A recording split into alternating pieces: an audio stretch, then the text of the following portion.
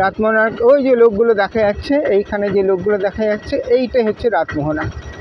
এই যে লোকগুলো দেখা যাচ্ছে এইটাই হচ্ছে রাতমোহনা। আর ঠিক এই যে বাঁ পাশে যেটা দেখা যাচ্ছে এইখানেই ছিল ঝর্ণাটা। এখন আর কোনো ঝর্ণা ফর্ণার গল্প নেই, সব জলে ঢেকে গেছে, সব জলে ঢেকে। এইখানেই রাতমোহনা, যেটা আমরা রাতমোহনা করি, এই হচ্ছে রাতমোহনা। আর পিছনে ময়ূরভঞ্জ রেঞ্জ দেখা যাচ্ছে, ময়ূরভঞ্জ পাহাড়। এই হচ্ছে সুবর্ণরেখা।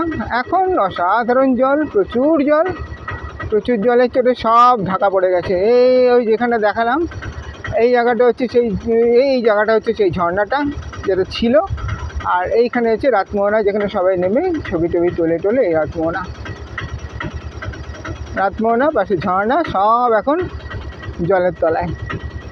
এত জল, এত বৃষ্টি হয়েছে, সব জলের তলায়। বাহ, খুবই সুন্দর।